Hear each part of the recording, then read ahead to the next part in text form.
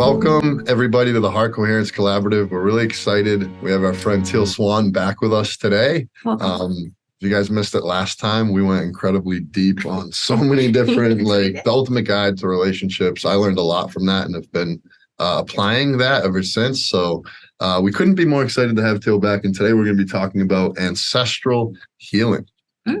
So we had, as always, a lot of questions. Yes. I think the first one to just start with is yours, which is... Yeah, what is ancestral healing? And welcome back, Teal. It's good to be here again. Okay, what is ancestral healing? If I was going to simplify this for people, I would have them think about the fact that they are the continuation of their ancestors. We don't think about ourselves this way. Most of the time, even those of us that are in the spiritual field, we think of ourselves as like these non-physical beings that come into a meat suit, and that's really the story. But the story is much more complex than that.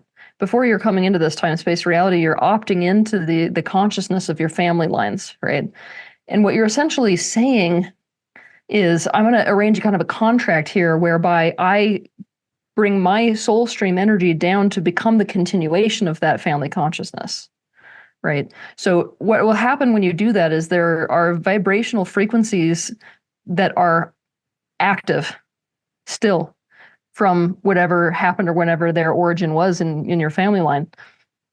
And it's really up to you what to do with those, because like some of those patterns and some of those frequencies are beneficial and some of them are detrimental. So it's really about the work of really owning those beneficial aspects and expressing them and altering and changing those detrimental patterns that are running through your family line.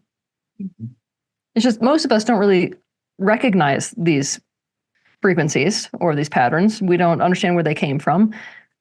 They're just active in us and we identify with them as our personality.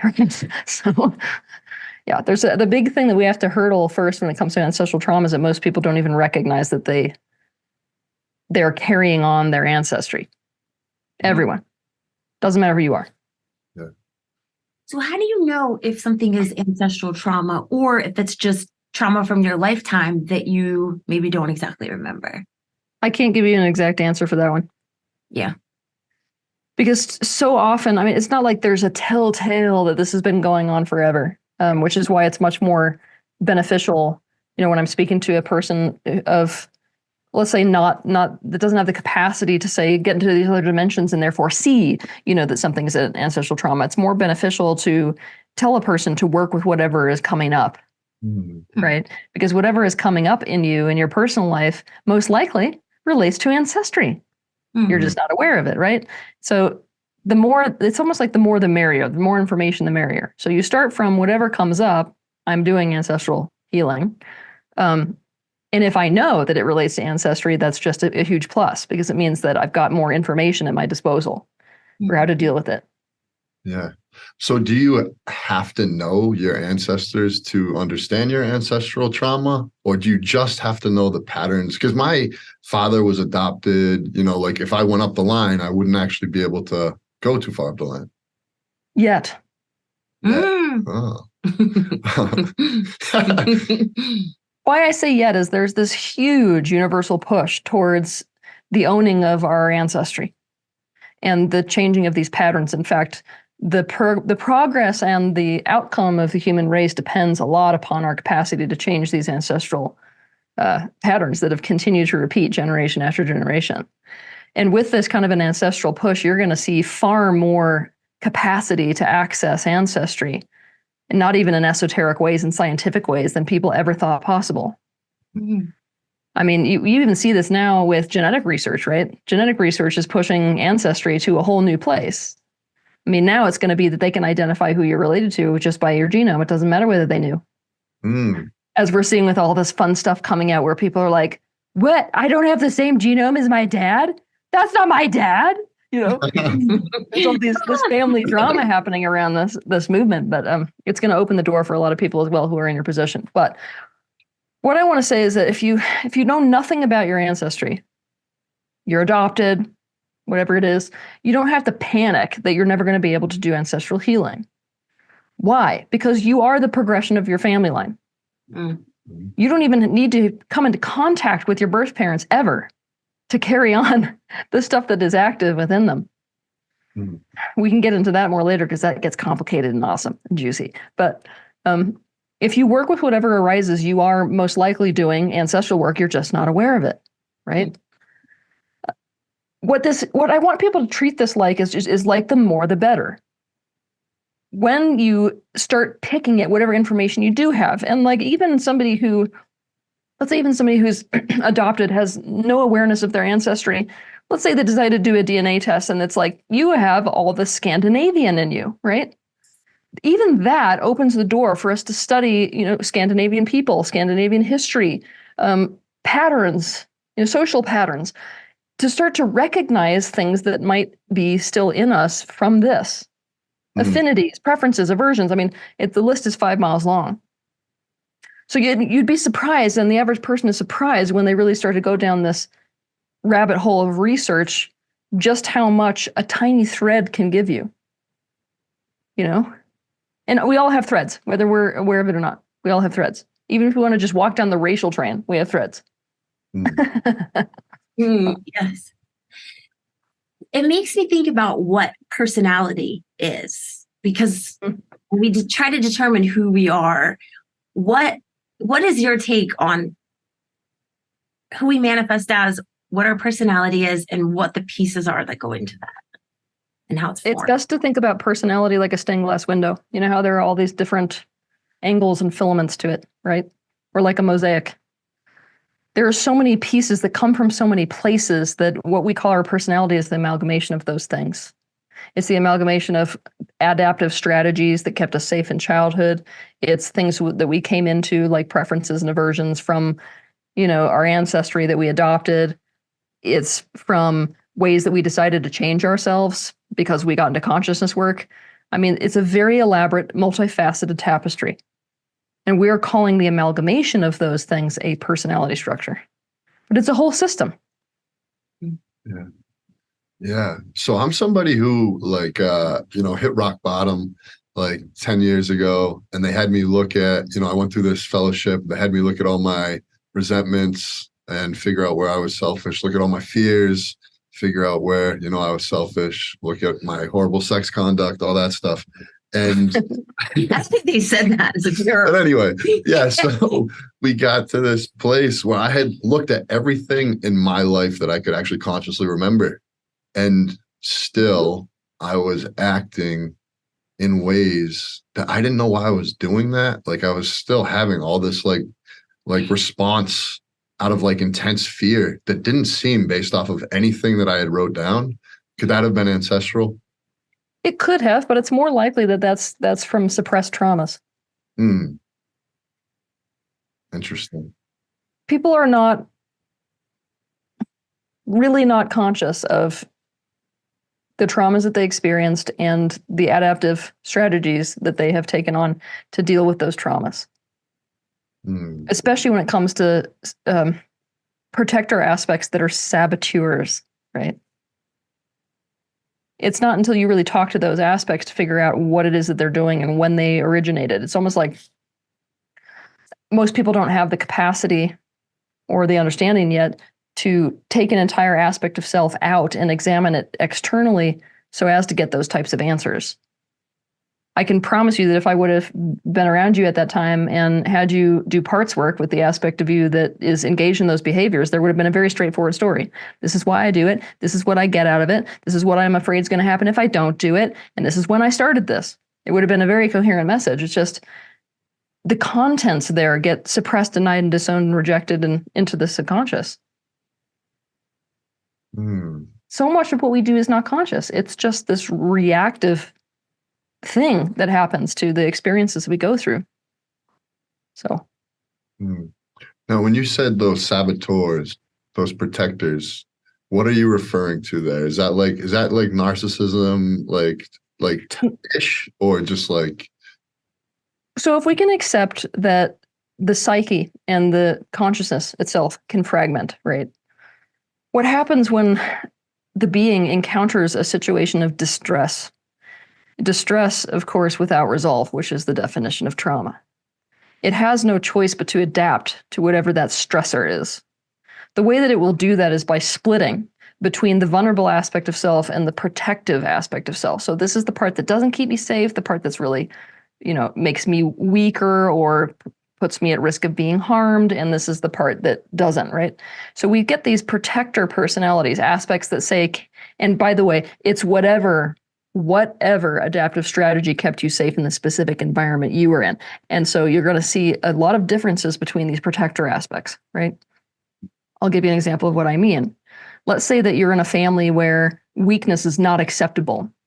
Okay, so you're going to basically take the aspect of you that feels sort of afraid or whatever you identify as weak, and you're going to hide that in your subconscious behind what you're going to see in the personality structure, which is a very aggressive, I'm the one that's not afraid type of personality, more like what we identify, when I say protector, that's more the classic thing that we see. But let's take you down to the Deep South, for example, America, where you've got little girls who, let's say they get really angry.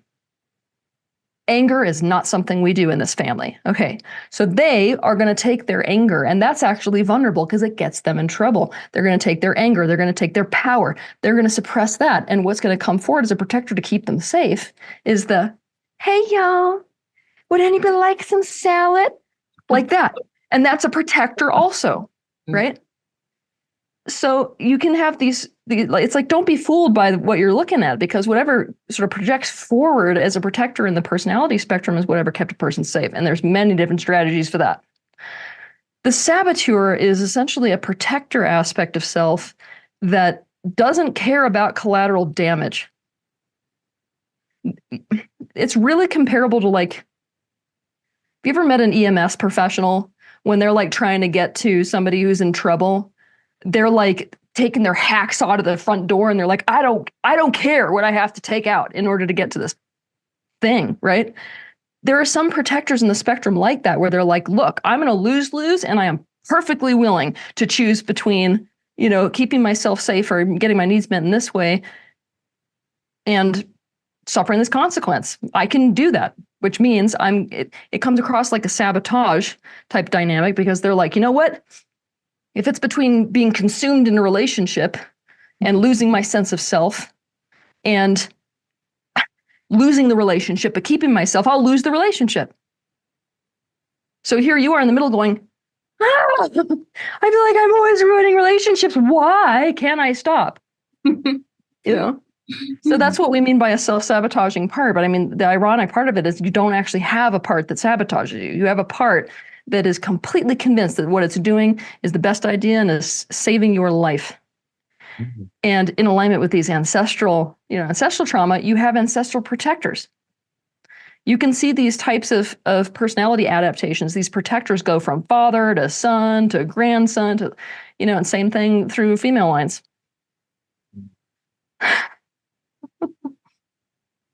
Can you talk a little bit about trauma and how it's formed in terms of, the same things can happen to different people and they hold it in different ways. So I'd love to hear how you believe trauma is formed, and then how we can help it so that the hard things we go through are not held as traumas. Okay, so I think that if we define trauma again, we're going to get really close to a good answer. Trauma is distress without resolve. So it means I went through something distressing, not stressful, distressing. This is an anti-movement to my own well-being. It's an antithesis to my sense of health and happiness, right?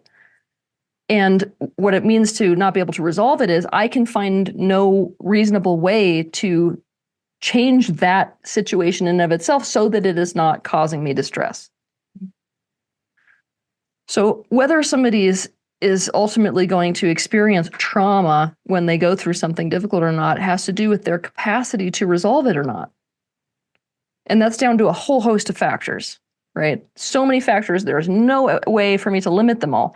I mean, all I could really do is to sit down in a circumstance where somebody's undergoing trauma and be like, this is likely to stick, and I'll tell you why. Because they're lacking this, and this, or it's likely to be able to be resolved very quickly this way, So the work of our lives and how to not make trauma stick is to resolve the trauma. That means we have to take the distress and find some empowering way to bring about what is preferred, what is wanted, and what is a benefit to our well-being and health. Most often, it's to experience the opposite. So let's say that the distressing situation that you were in is that you were never understood. Okay, so that can be a trauma, and you can develop all kinds of fragments within the personality structure around not being understood. You can be a person who's constantly over-explaining, for example. You have almost like a lot of people who suffer that have, they're almost like protectors that remind me of managers or therapists, where they're just like always over-explaining everything. And it comes from that trauma, right? Well, to heal that is to be understood. So it's really about how do we empower a person towards their own understanding, and not like over-explaining, which is not really a conscious act. Most people, when they get into that behavior of over-explaining themselves as a way of overcompensating for never being understood, they're not really engaged in a conscious process of, I would like to experience being understood, and therefore the best way to go about doing that is A, B, C, D. They're just unconsciously kind of grasping at whatever it is they're wanting, and most often doing so from the very people who are least likely to give it to them. Yes. Is that a good enough answer or no? Yes, no, that's totally perfect and with a really good example. Yeah, my mind's blown. I'm just like running in a bunch of different ways. But in regards to intimate relationships, is what you're saying is that we'll attract people that often can't give us the opposite of the trauma? Yes, and this is why. I mean, there's a lot of reasons why, but one of the main reasons that I think is important for people who are watching this to understand why is that the ultimate experience of healing for us would be if we could find something that mirrored and matched the original experience, but to get a different result out of it. Now, I know that sounds nuts. When I verbalize it, most people are like, well, there's the definition of insanity. It's like it's experiencing the same thing or doing the same thing and expecting a different result. But that's what we so badly want. I'll give you an example of, the average woman, let's say she grows up with a super emotionally unavailable daddy. What you'll see the compulsion towards is, I'm going to find a man who's not emotionally available. And if he becomes emotionally available for me, that's the cherry on everything. I finally solved, getting a man who was not going to pay attention to me to really be present. But then, of course, we've got this thing where it's like, well, it would be a much more direct thing to just be like, well, where do I meet emotionally available men? Where might those guys be spending time? How do I identify them, right? That would obviously you're going to have a better result there, but we've got this repetition compulsion for trauma to go and get into the very situation that matches and mirrors our original experience to try to get a different result out of it. But then we get re-traumatized. It's just the same thing all over again. No guy's ever going to be present, Is it possible to heal within the relationship? Like, whose responsibility is it to move towards giving the other person what they need, I guess, if it's like this awkward match? Should I be more understanding? Probably yes. Not to say that that's what you need, but I'm just saying, like, He's understanding. Or should we just be like, nah, you know what? We're like, our wounds don't match. I'll see you later. Let's try this again out there. A relationship is a very complex dance. Mm. I did this video recently that was called, it was about workability and compromise, the difference between compromise and workability. The rule of thumb pretty much for relationships is that you should be as workable as you can be. When we start to traipse over into what I'm, calling compromise, some people use the word for all of it, but what I'm calling compromise is when you're about to give something up that means a lot to you, and therefore go in the opposite direction of your own well-being and health. Mm. You can't actually do that. Mm-hmm. So it's like for every person, they have to kind of feel out, where can I be workable with this? And where can I answer to my partner in this? And where does that now take me down a road where I'm getting, dare I say, re-traumatized, or I'm going in the exact opposite direction of what I feel like is the best for me? Yeah. You can't cross that line. And so could it be true too that if you cross that line once, any sort of time where it's like being presented to be like, compromising, you might have trauma because you crossed the line too far and you don't want to compromise at all. So how do we bring it back to the beginning? If you're in a relationship where maybe you compromise too much and it hurt your well-being, now you're untangled, and how do we go back to the start? So that is down to talking to the protector part of you who has taken over and decided on a very rigid boundary. So there will be a part of you that's like, I can't trust you not to bulldoze me. So I'm just going to set a boundary that's 5,000 miles short of what I can do. So basically, you got to work directly with that part of you to show it what the consequences of doing so are in a very conscious way, and to show it alternatives. These are some alternatives. Like what? Like, let's do a deal here, like, and a really good one. Meaning, it's important to me, speaking to this part of you, it's important to me that you don't feel like I'm just gonna ignore your boundaries. I don't want to do something damaging. I just want to know where the line actually is. Yeah. Draw out the line. Yeah. I think that we so often don't have conversations with ourselves like that. Like sometimes it's almost like there's so much autopilot that you just get all wrapped up in this way of being where. So, I mean, is it that simple to really just be like talking and communicating to ourselves and our sides? What are some of the best things we can do to actually change these patterns? Yep. I mean, my favorite tool for people to use, especially when they're on this path of really wanting to live a conscious life, is parts work. It's why I started teaching it so aggressively, more in recent years, because, I became aware that people just don't see themselves as that stained glass window, which is a very important thing, to see yourself that way, to understand that when you make a decision, there are multiple aspects of you that are involved in that decision. That's why we experience the sensation of being torn, right?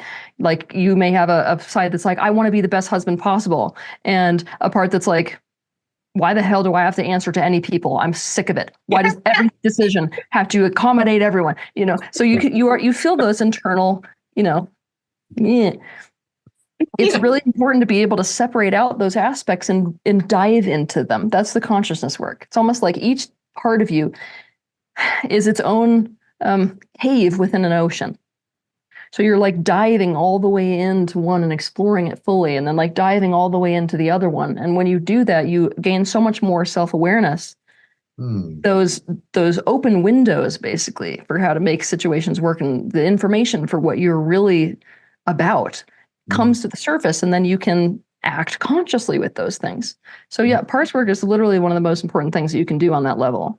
The other thing that's super important is to actually experience your feelings. And most people don't do that.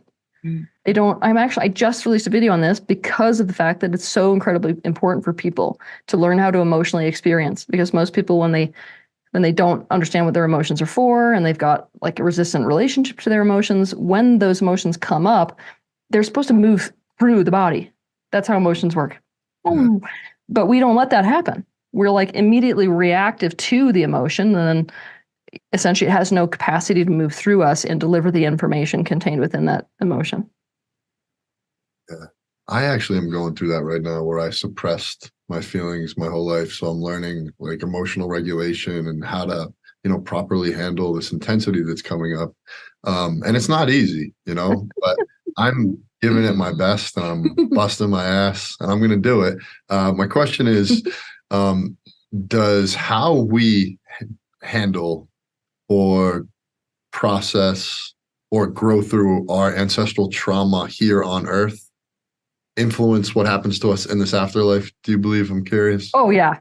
Yeah. So we got through every action that you are taking, you're dictating what you're a match to after this life. It's not like, law of mirroring or law of attraction applies only to this life. Right. It's active in terms of the process of reincarnation, which is part of why, when people really get into unconscious patterns that they just perpetuate, you're kind of like, oh God. Yeah. I hope you know what you're a match to. Because, until you develop full consciousness to be able to actually be in choice and free will, your incarnations are a mix between choice and determinism.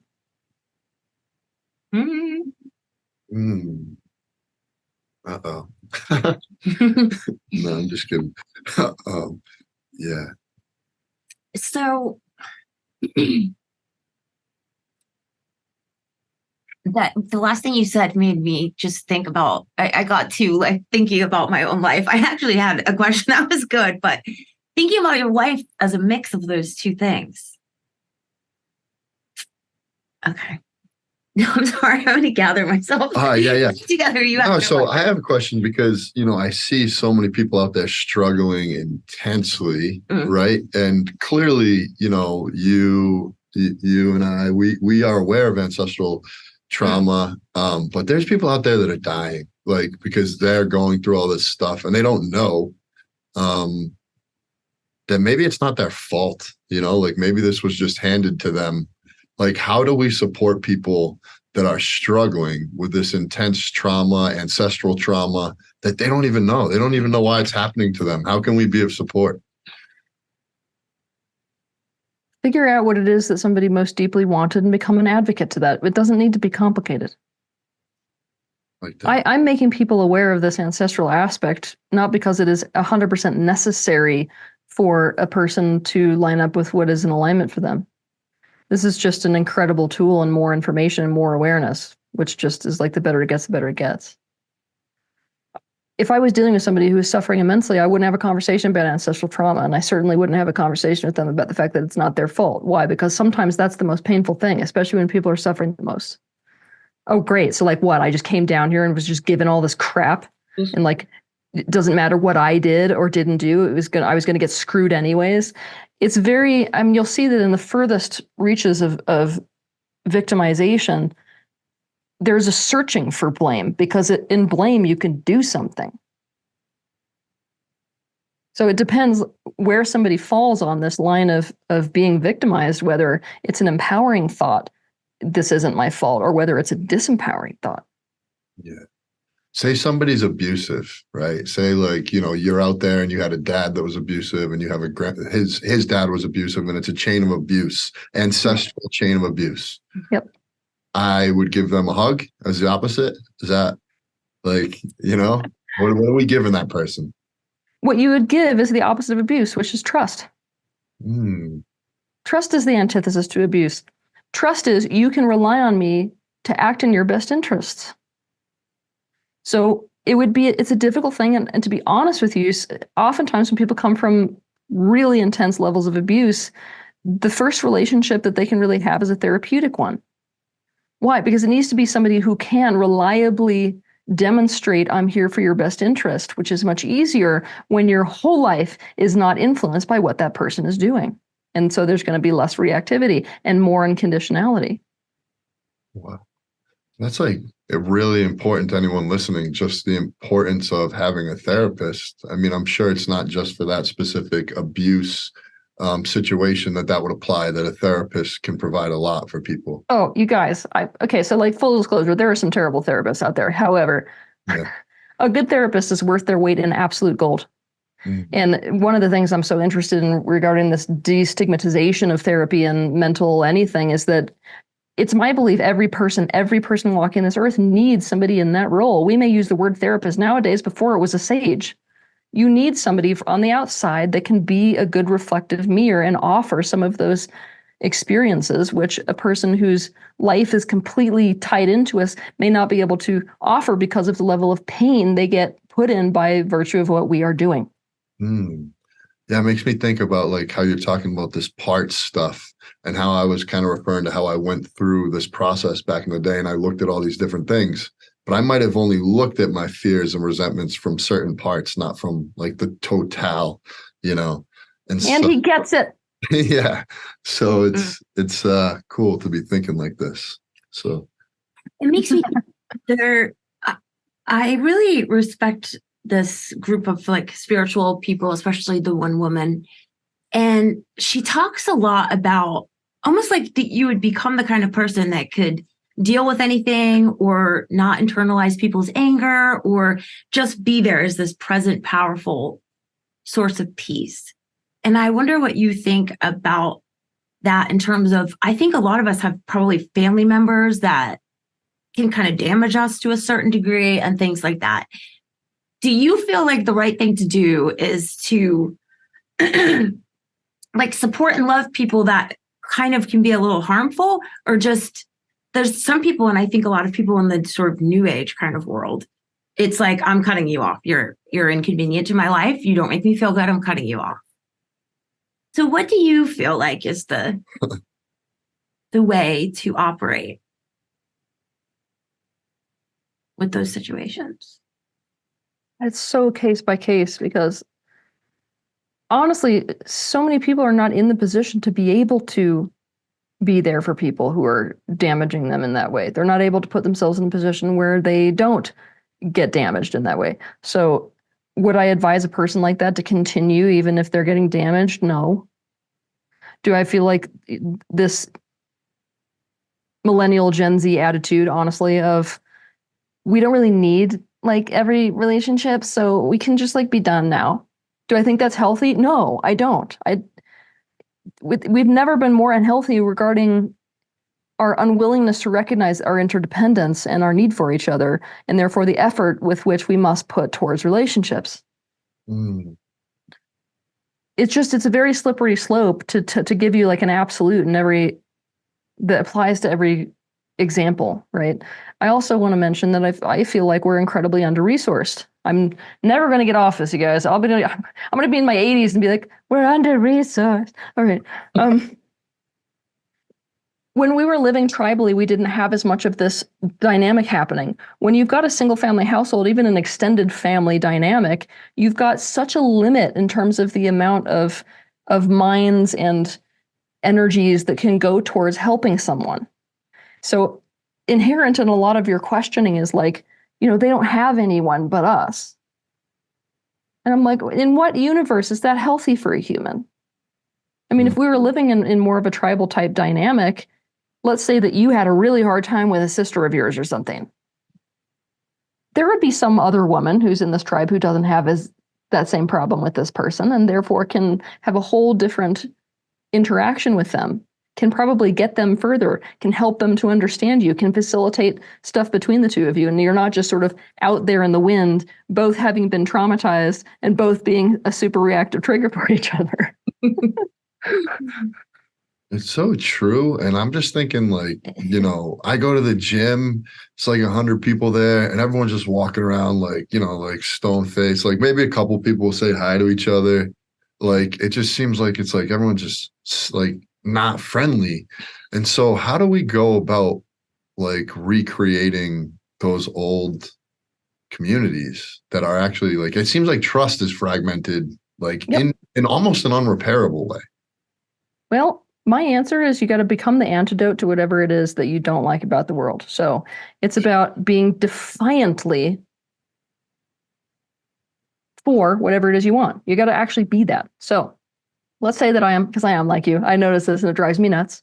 I notice that everybody's in their own world. I will be the person who's not in my own world. I'm going to be the one who talks to people when I'm in the line. I'm going to be the person who invites people over. And I'm going to be the type of person who really puts it out there that intentional community is the way that I want to live. I'm going to buy land where that can happen. It's just unashamedly going for what it is that you want to be corrected about the world, rather than adapting yourself to the world. And that's where I see most people going. Most people, they run into an unfriendly world and they're like, God, I don't want to be hurt by rejection. And so I'm going to just be in my own world too. And then you just became part of the problem. Right. But that we could say that there has been kind of the charge since the beginning of humanity. The charge is you have come to a world where this place is not perfect. A lot of it is an antithesis to health. Are you going to adapt to a shark eats shark world by becoming a shark? Or are you going to become the antidote to the shark eats shark world? You have been charged with this challenge. It is a lot easier said than done. But I'm telling you, this is what I wish people would understand. If you're sitting here telling me, it bothers me that everyone's in their own world. Do you know how many people have told me this about gyms? Yeah. Okay, so that means that just having conversations like this, I've got at least 5 men that have said the same thing. Chances are, one of those times you're going to walk up to a guy at the gym and be like, "Hey, I just really like this." Yeah, I like your muscles. The chances are that, some of them will be like, "What does this guy want from me?" But there's going to be one of them who feels just like you, who's like, "That was so cool. He talked." Want to do some jumping jacks, bro? I like your pump. Yeah. I'm going into the gym tonight. It's going to be. I may lose Kyle tonight. Hi, I'm Kyle. I'm thinking about just everything that does become a desire. How some of it can be maybe the things you inherit, some of it can be your childhood. And I feel like in the spiritual community, we talk so much about desire. Almost some people believe that's like just the reason why you're here. You're just a desire machine, satisfying your own desire. How do you feel that desire is related to actually having a spiritual life? To you, is the point of life just desire and quenching it? Or that's not the only point. One of the main points for life in this game of self-awareness, which is really the universe becoming aware of itself, is desire. Desire tells the universe how and where to expand. So desire is something that you can't make go away, right? The closest you can get is to desire to be without desire. #Buddhism. Okay. So desire is something that we have to form this deep relationship with. But where we start to get into trouble is when we go into a state of narcissism with our desires. We've come into a consensus reality. Part of what we're here to do is to recognize oneness, which means that, I'm not existing as an island into my own desires. You also have desires as well. And if I'm going to practice love, the art of love, which is to take you as a part of me, your desires must matter to me. And if they run counter to mine, we have real grounds for expansion. We've got a real rub. We've got to practice the art of a win-win. Do you think that there is something spiritual, though, about not attaching to your wants and your don't wants and your preferences? It's not. You use the word spiritual, but you don't mean that word. When you say the word spiritual, what do you mean? Is there something spiritual to not? It's almost like virtue. Virtue is a closer vibration to what you're saying. Yeah, I know what you mean. I think being spiritual is probably just actually being in your joy and in your love and happiness. So I've just been thinking lately about how much unhappiness being super attached to wants and not wants. Can I redefine something for you? Sure. I think it'll help you going forward. Mm-hmm. So when we use the word spiritual, what we mean is non-physical. So all it means to live a spiritual life is that you are aware of the non-physical aspect of self. That's it. We could say that when you are aware of a non-physical self, all of a sudden that brings into and with it an awareness of pre-birth intention. Now this means that now if I'm living my life in alignment with pre-birth intention, I'm now living a spiritual life, right? But the reason why it's so incredibly important to weed this out is because spirituality in general as a catch-all term has become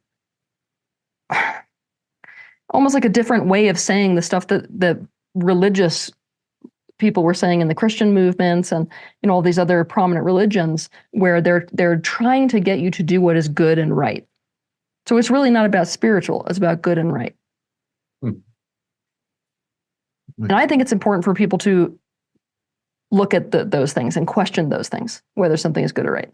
So when you ask that question, and that's why I kind of started to hone it a little bit, is because it very much reads like, if we let go of our attachment to our desires, do we live a good or a right life or a better life, right? Does that make sense? Yeah, I know what you're saying. I think that I regard just being in like a loveful, like a happy, like a true, I think if I was truly connected with the spiritual, it's that sense of love, of happiness. And sometimes I think that the more I try to chase happiness, the less happy I am. Obviously, yeah. pretty trite. Yeah, it's really important to stay here because so many people are stuck exactly where you're stuck. The first thing I do want to say is that living a spiritual life is not the same as living a happy life. Love is the most difficult practice of all. To love something is to take something as a part of yourself. That includes the things you hate the most. That includes your enemy. It's one of the most painful things you will ever do in your life. It includes expanding wide enough to take the universe as a part of yourself. That means every truth. Swallowing every truth is so painful, especially given the reality of where, especially if you're focused on humanity, the reality of where humanity is not good. Otherwise, we wouldn't have a bunch of teachers. So I don't want you to mistake happiness with spirituality. Where I feel like people can experience greater fulfillment by virtue of living a spiritual life is because you're so deeply connected with something that goes so beyond your minute individual day-to-day life. Mm. With those deeper experiences, right? You have a deeper level of joy, I can say, than most people can touch, right? Okay, but now that we know that, let's switch over to this conversation around attachment of desires. When we are attached to what it is that we are wanting so desperately, what happens is that we are convinced we can't experience joy unless those things come into our life. That is when we get ourselves in a hell of a lot of trouble. Mm-hmm. And when it's more beneficial for us to think about, is my enjoyment completely dependent upon everything going exactly as I have planned it? Because the reality when you look at your life is, how often is that the case? Like in anybody's life, how often is it that you're like, this is what I would prefer, and the external world goes, great, let's perfectly arrange ourselves according to your preferences? Almost never. So if we make our joy in life completely dependent upon everything unfolding the way we want it to, we are in a lot of trouble. That's why the relationship we need to build with our desire is not that it is getting what we desire is the prerequisite for our happiness, but that there is an element of fulfillment and joy and happiness that can be gained from having a dynamic relationship with your desire. Mm-hmm. Meaning, I desire this thing, I go in the direction of it, I actualize something that I am wanting. This entire path of doing so offers these moments of rapture. I mean, these moments where you're tasting something you've never tasted. You're touching a truth you've never realized before. I mean, there's nuggets on this trail, basically. And, when people said it's more about the journey than the destination, that's ultimately what they're saying.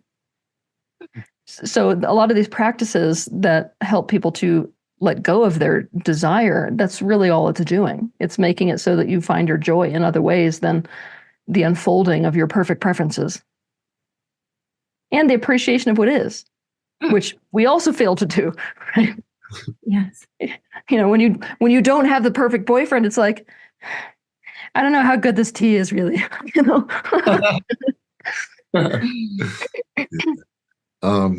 So a lot of people I've talked to lately are going through it. Oh yeah, pretty intense times. So I'm curious, what's going on? Is this a planetary thing? And I also just want to say, is all our ancestral trauma related to something going on with the planet, like how intense it's coming up right now? Or okay, so I'll give you the picture of what's going on universally, which has been really intense to watch. And it goes like this. Most of us, back to the desire conversation, most of us, when we experience what is unwanted, we give rise to these desperate desires. But inherent in this dynamic here between the unwanted and the wanted is this land of extreme aversion. We do so much in our lives out of this energy of aversion. It's like we are running away, we are pushing away, anti, right? And it's getting us in a lot of trouble, basically. So what's happened is that, universally speaking, and this involves planets, this involves other, dimensions. It definitely involves Earth itself. Anything that's focused towards human consciousness, especially, is not interested in our escapism anymore. So what is happening universally is this: you will not be able to avoid what it is that you have been avoiding. That thing you have lived your life so as to not experience. We are done doing that. Great, guys. That's going to be fun. So it's almost like every person right now is like a cat in a bag. And by the way, this doesn't only apply to humans. This is a vibration that's even affecting other species. Whatever the aversion is, you're getting closed in it like a cat in a bag. So it's like you go this way and it's like, nope, this way, nope, until you're like, until the aversion starts to dissipate. So it's like it's no small feat. But how this applies to ancestral stuff is that we've been doing the same damn thing for so many generations. You guys, if you just study like a specific race of people and you go all the way back through time and you look at what their preferences and aversions are, you watch them, here's where as a group they demonstrated an aversion here. And then here they demonstrated the aversion against. And the aversion is always at any cost, right? And that cost, wow, does that do damage to like other people, other species, the planet itself, they themselves? I mean, it's like it creates this carnage dynamic. And what we're doing right now, and it's very scary, is we're getting to a point in this pressure cooker where our aversions and therefore graspings, attachments, are about to kill us off. Yeah. I wish I could make it lighter for you, but it's the reality. Human beings right now have reached this critical point where they continue this and they don't exist anymore. Mm-hmm. I don't even need to make this complicated for you. We're smart enough to develop weaponry that can take us all out. Bam. Mm. At the same time as not having developed mastery of relationships. Yeah. That's scary.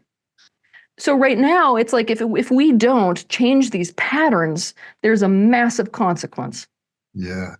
As there would be in a time-space reality based off of cause and effect. It's not personal even. I want to speak to that too, because there's something I hear like a lot of my friends saying, like my girlfriend is a boom, insert bad word. And like 10 years ago, when I was in a relationship with this girlfriend, none of this happened. Like, could it be true that because things are just coming up intensely more now than ever, that it's actually like, if you switch your girlfriend out, the same thing's going to happen? Because I just want to caution people, like, because things are coming up so intense right now. If you listen to this, don't run, because you might get more of what you're running from, Not might. You will. Yeah. This universe is not being friendly right now. Oh, it is like, oh, you're going to run away from her? How can we get you with 3 of them at once? Oh, it is like, it is no mean feat, I myself, in the profession that I'm in, and also in the personal practice that I'm in, it's like I'm like a big wave surfer for consciousness. Even I am getting into places in this where I'm like, if I am struggling to this degree with the stuff that I'm being confronted with, I don't even know how the average person is breathing. Yeah. Like, it is extreme. Yeah. Well, that's why we here are trying to get people in touch with the healing power of their heart. Like this heart energy that exists within us. That's our mission, is to get people to feel that. And, we have a lot of people coming together to do this. So I'm curious, what do you believe the heart's role is in our individual and planetary transformation? What's coming up when you ask that question specifically is that it's this great connector. So in a world full of extreme levels of separation, and right now that is a big theme that people are struggling with, because it's one of the main aversions for the human race, is this feeling and perception of aloneness, right? Mm-hmm. I see the heart as being, let's say, that antidote to that separation. So it's almost like when everybody's on fire, which is what it looks like, from a non-physical place, it looks like everyone's on fire. When everyone's running around on fire, feeling alone in their pain, it's like the heart is kind of pulsing, calling them into this remedy, the space of remedy, which is the way we behave, the way that we interact with each other, the way we look at life, Yeah. It's interesting that just came up spontaneously. I don't know whether I would give the same answer if I was asked the same question later, but that is definitely what comes up talking to you. I love that. I think if you're okay with it, could we just take like a minute to drop into the heart together, all of us, and just connect? Yeah. So anybody watching, we just talked about all the pain that everyone's experiencing. So let's all just go into the heart for a second and melt that out. So if you could just focus your attention in the area of your heart, and imagine that your breath is flowing in and out of your heart, your chest area, breathing a little slower and deeper than usual. Try a pace of 5 seconds on the in-breath, 5 seconds on the out-breath, in and out through the heart.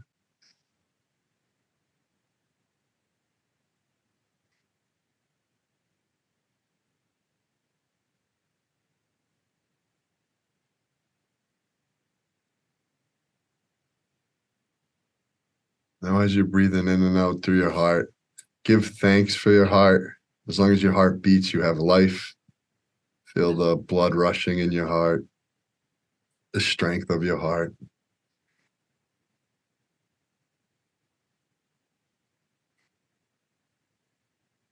And still breathing in and out of your heart. Take a moment to send love to everyone who is watching this or will be watching this, everyone in this group and beyond. And just send them love from your heart, especially anyone who feels lonely or really needs that energy right now.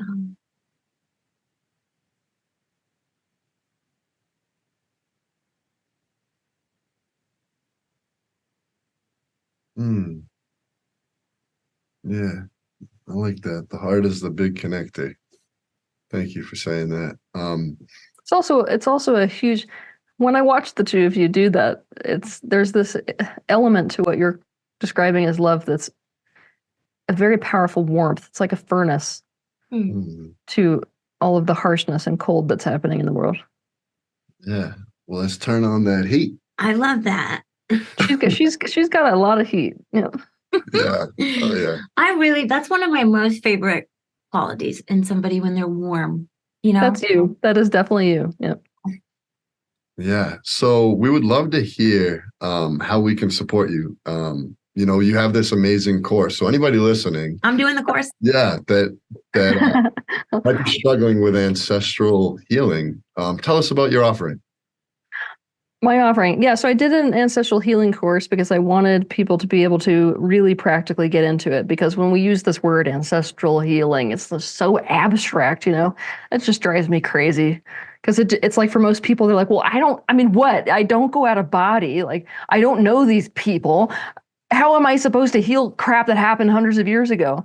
So what this course ultimately does is to break down for your understanding exactly what ancestral healing is, exactly how to do it, why it's necessary to do it, and then step-by-step practical ways to go about doing it.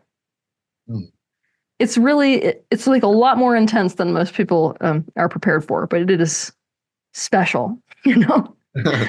It's also intensely personal. That's something I love about it. It's like everybody's going to have a different journey here because everybody has different ancestry. Yeah. That's my offering. I'm doing the course, and I'm a old fan of the self-love course too. Okay.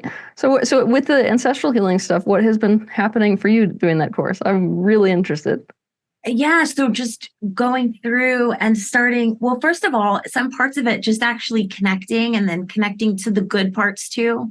Yeah. Like we think about it like, oh, this is everything that's wrong with us because of our people. But it's also like, oh, I'm really good at this because of my people. Exactly. Yeah. I think this is one of the biggest misconceptions people have when it comes to ancestral healing is that we ascribe only wrongness. And it's better to think about ancestral inheritance like you're coming in with a deck of cards and you've got some real aces in there and you've got some real that's a really low card and it's been a problem for my family forever. So you're kind of figuring out how to play that deck of cards. And a big part of being able to effectively play that deck of cards is to play your aces, which a lot of people just don't even resource it. And which is another reason why it's so fun to find out about your heritage. Because when you actually get those anecdotes, you're like, oh my gosh, there it is, That's the reason I've never been afraid of business endeavor, or that's where my extreme athleticism comes from, or, oh my gosh, it's weird. I'm so good at music. And look, all my people were too. So I'm glad you're finding that. What is some of the stuff you found that's been like a hell yeah gift from your family line? It's so embarrassing to talk about things you're good at. Why is that? Come on, let's hear it. What am I really? Well, I'll tell you what. I think I received that warmth from my family. Yeah. Oh, that's super sweet. Mm. See, I value that because I don't have any warmth on either side. So it's like a reptile chilliness on both sides. So like me, that's something where if I saw that in a family line, I'd be like, oh, I'm jealous of that one. Yeah. So that is really a big one. And I think sense of humor, both of my family, it's like a lot of Irish funniness, taking things light. Mm. Those are two that probably have meant the most to me as they come up. Now that you said that, that's your dichotomy. So the Irish are interesting. To come into that ancestry is interesting because they've got that sort of lighthearted side of them, but it's juxtaposed to this incredibly deep, poetic almost relationship to life. Yes, it really is. It's like the lightest. Everything is funny, and yet there's this deep well of pain where everything is just like kind of poetic and dark at the same time. Yep. And I think those are both. I mean, I do enjoy my poetic darkness and my, and I think it manufactures music and writing and I mean, I think all art for me is mostly either pain or like romantic love, feelings like excitement. It's one or the other. You would be good friends with Taylor Swift. Can I get in her crew? Have you been to Ireland? No, but I'm thinking, and I will go. And I think we should go. Let's do it. You should go. And do you know where from Ireland you're from? Because the county matters. I do know. So Cork? I can head. You said Cork? Or yes. Yeah. County Cork. Okay. Yeah. Cork. Nice. Yeah. So those are my two favorite things I think that made me feel the most connected. I really feel those two things. You inspire me to take this course now. And so you said it won't matter if my dad's adopted and I don't necessarily know all that. I can still. No, you can work with whatever you have. So I don't know I mean, some people are really against these genetic tests because there's a whole dark side to those too. But I mean, if I was me personally, if I was in an adoption situation, I would definitely get my genetics done. Because they're getting good enough now that they can identify certain regions that you're from. And this just opens the gates, in a big way. Because if you figure out what region you're from, you can just start researching about it. And I'm telling you, it is so just insane when you start the research part of this. It's like a treasure hunt from heaven. It's like an Easter egg hunt. It feels exactly the same. You're like, whoa. Okay. So, and it's just, there's no end to the research. That's what I love about genealogy in general. It will never end, ever. Why? Because you may be like, today you may have a nugget like, I have ancestry from Poland, let's say. Yeah. Then it's like, you'll find another nugget, which is, I found the name of somebody and I know what era they were there. Now it's like another nugget. What was happening during that time? What was the life like? Are there any personal accounts? Can I eat that food that they used to eat then? Can I go visit the place? What does it feel like to step on the land? Now, let's say that you're actually in Poland. You're like, oh, wow, okay, so I know the city now that this person was from. There's a church that's still standing. Let me go look at the church records, see if they have my family name. And then it's like, that can open up a whole other chapter. So often it'll be like the person's like, oh yeah, let me tell you about that family. And then it's like a whole other chapter. You're like, wait, what? My fourth great grandfather was what? It's so cool. So I mean, it's like the juicier it gets, and it will shock you the amount of information you can find if you're looking. But you got to become like an FBI agent. Yeah, let's do that. That sounds fun. I have one more question I want to ask because my mind's just like blown. But so say a kid gets born, right? Say I heal my ancestral trauma, and then I have a kid. Will he get it, or will it be turned off? Like. Okay, so it does actually matter what period of your life you have the baby. Oh my God. Yeah. Oh my God. Like, I wish I could just put like non-physical goggles on you to see what happens. The ripples are endless. It's insane. This is one thing I just love about this. It doesn't even matter necessarily whether you yourself have progeny. You are affecting everybody downstream of you in that family line. And I mean, and it will shock you. It is so crazy when people start to do this work on themselves, how like nieces, nephews, of course their own kids, but like there will be these weird breakthroughs and shifts in the family and you're like, what? It is so cool. Let's do it. That, that is really true. And I can't think of ways where when I got better, suddenly people got better around me, even that lived like 8 hours away. Exactly. It's just, It is so true. Cool. Because you got to think about a family like a web. If whatever you're doing over here on this filament of the web is vibrating out, so it's like, I mean, you are affecting everyone who is connected to you. And your family, let's say that everybody in the world's connected, but your family's like this. I mean, Yeah. It doesn't matter where you are, I love this story. I don't know if you guys know this, but Queen Victoria, right? There was an assassination on her and her husband. And her mother, at the very same time, was nowhere near them. At the very same time, she fell sick immediately and got chills through her whole body. So it's like we are connected at a level, regardless of distance or time, that is, it's pretty indescribable, only because science hasn't described it yet, but it's pretty indescribable. And so doing this work is so important, not just for your own life, for everybody that is connected, and the world itself. Wow. Well, it's making me just want to ask, if you really did this work and healed things, like how long does it have to go before your I want to say like your eggs, if you're a woman, are like refreshed in the new untainted? How long does it take? I don't like have an exact. It will definitely impact which eggs your body releases. I'll tell you that. That's a nice thought. Beautiful. Yeah, I have two specific. I always want to know. I'm like those two specific. Now we know what some of your desires are, but yeah. But yeah, so anybody that's watching, we love you. We're with you. We know that there's a lot of pain going on, but definitely reach out to us or Teal. Teal has so many incredible offerings. And then I would just invite you all at the very end of this challenge, this heart coherence challenge, as long as we get out alive.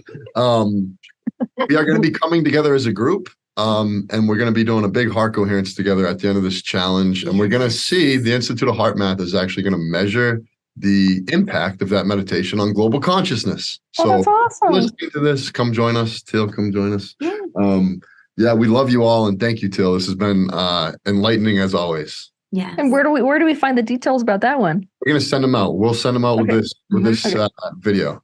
So yeah. And we hope you come back for a third time. Yeah. I would love, I love talking to you guys. I especially love how willing you are to be vulnerable and authentic about yourselves. Thank you. Last time I did an interview with you guys, I think I said that to my team, that I love it when, and it's very rare that people who are in the position of interviewers are willing to put themselves on the table, but it's super powerful because people relate to you 10 times better. They learn 10 times better. So you're making things that are abstract so tangible through what you're saying. So thank you for that. Yeah, thank you as well. Thank you so much. We love you.